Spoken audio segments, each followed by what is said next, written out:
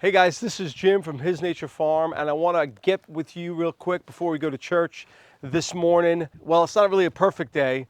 That's the point. This video today we're going to do is on our solar system.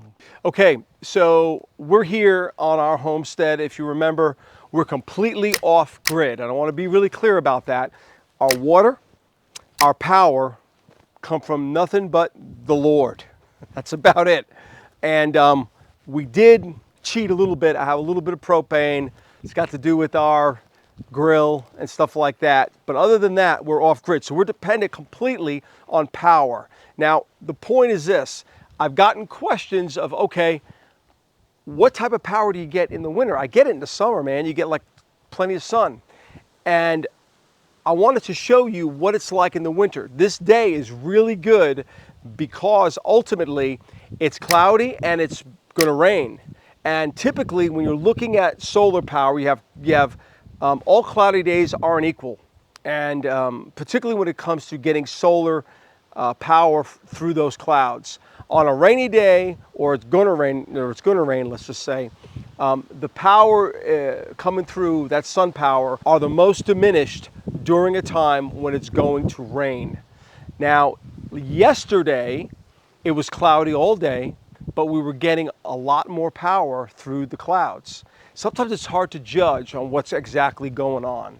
So I wanted to give you an example. Now, this is particularly good because this is the middle end of November. So I wanted to give you that kind of scope. If you're thinking about doing something like this and you're going to rely on it like we do, you kind of need to know kind of where it's going to be at. And a lot of it is trial and error, to be honest with you. You know, we're making mistakes, we're learning and stuff like that. But we have behind me, you'll see, what is a total of 40 solar panels. And you can see back there, we have 30 of them on the roof, and we have 10 of them that I have not mounted. Actually, there's only 8 there. But ultimately, we haven't mounted them yet because I have an idea for something else later on in the spring that will probably show you. But ultimately, we have 40 panels total. Now, normally, during this time of the summer, we will have on these 4 arrays, which is close to 40 panels, we'll have approximately 12,000 watts coming in on a sunny day at about 11 to 12, maybe a little more. Now, that may be not exactly accurate because we have one array up there that may be a little wonky, so I got to check some of the panels. But ultimately, let's just say, in the way it is, we have about 12,000 watts coming through. Well, what do we have coming in today? And that's the key. So before I give you that, I'll tell you what we had yesterday. Yesterday we had about 2,500 watts coming in on these panels. And that's not too bad considering it was cloudy. It was pretty cloudy yesterday. Okay, so if you remember, we use an EG4 18K inverter. But the magic here, or the power, really comes from these wall mount Pro Wall batteries. They're all 14.5 kW each one. So we have, so we have 45 kW of reserve power. Now, that is not much when you're talking being solely off grid.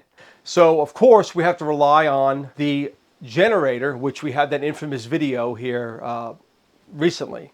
Now, what really gets concerning is that in the winter, remember, all of our heat, our general heat, comes from electric. They're all mini splits, okay? And this building that we're heating, well, there's 2 buildings we're heating. There's this building, which is 3,600 square feet, and we have a house that's another 1,200 square feet, all relying on this system. Now, some of you are thinking you're out of your mind. Well, we have some backups. One is we have a wood stove. 2 is in the other house, we have a gas ventless fireplace. And the reality is that in that will make up some of the difference, but it's still not perfect. And we are honestly rolling the dice when it comes to this system. So that's why this is very important, and that generator is extremely important. But this 45 kW system is just not going to be enough.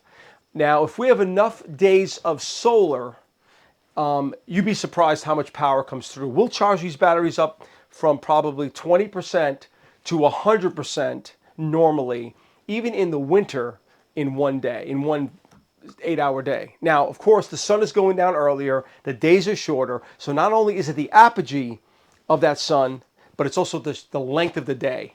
That both of those things really start inhibiting the charge hours of these batteries. So that's something to consider. So if you can make it run on basically this time of year with this number of panels and this number of batteries, you're pretty good, particularly if you're relying on it for heat, which again, most difficult. Now I want to share one thing with you. Okay, the one thing I want to share with you that's really important, you see these ductless mini splits. The idea is that heat is the greatest problem when it comes to power use. So far, my results are different now. We may be here freezing in January, and I may be shivering, telling you that I was completely wrong.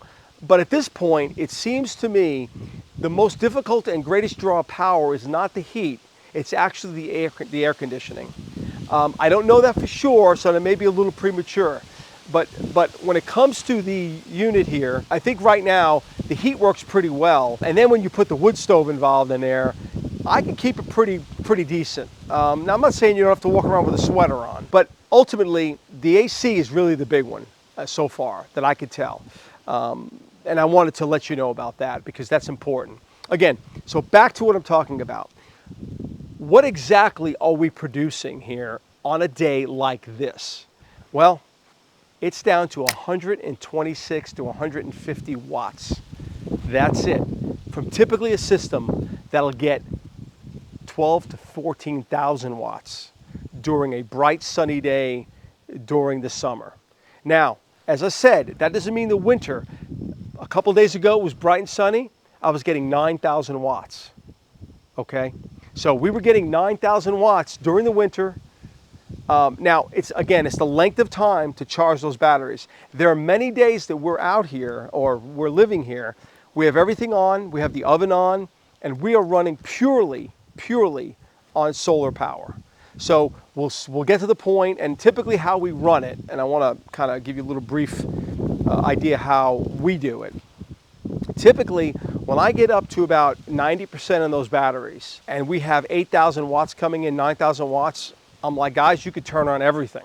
Turn whatever you want on, turn a dryer on, put something in the oven, you're good to go. You're not gonna use 9,000 watts. Now, we do have a double oven here that does draw a lot of power. That's probably the most power usage. Let me give you some of the details about that. All right, guys, this here is copper or zinc. I don't know which one it is. Great little cat. I want to briefly give you some real world about what this stuff uses. That was one of the hardest things I had when I was doing this system. No one gave me any numbers. I'm going to give you some numbers because I think it's important. Okay, microwave. Typically, when this microwave is running, you're using 1,500 watts, but you're using it in short bursts. Microwaves are fine. Double oven, okay?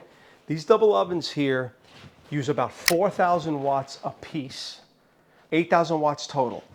Using it 30 minutes, you got 80% in the battery, you're great, no problem. Above me here, we have one of the heads for the ductless. When that is on heat, that's going to be pulling, now mind you, it has to turn the outside unit on as well. So you have the condensing unit outside and then you have the head power.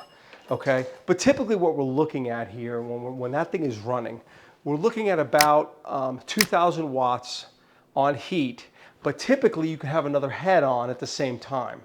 So that's not quite as cut and dry, but I would say the actual head units are probably only using less than 1,000 watts, maybe a little less, but then when you have the condensing unit on and each subsequent unit, and it does change based on AC and heat, I do think, as I said, AC takes a little more. Okay, so over here, I want to show you this. So this is a large refrigerator. This one here is drawing about 1,200 watts when it's running. And then it shuts off, so it's intermittent. 1,200 watts on and off, really not a big deal. Not much, about 1,200 watts you're looking at here.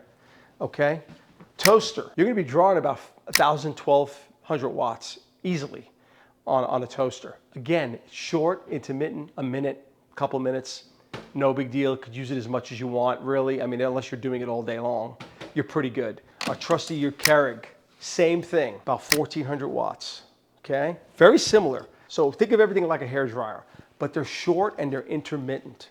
Not really a big deal, okay? Now, one last thing I want to show you, and we'll go over here real quick. So I may have been in here before and I've showed you these.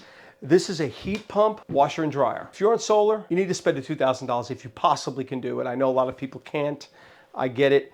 It was a sacrifice for us, but we knew the situation that we were at hand. This thing, again, runs like a refrigerator. 1200. When the dryer's on, you may draw 1500 watts. I've never really seen it over that, 1700 max, even when the dryer's on. Unheard of when it comes to a typical dryer. Again, this is a washing machine and dryer combination. Same thing here.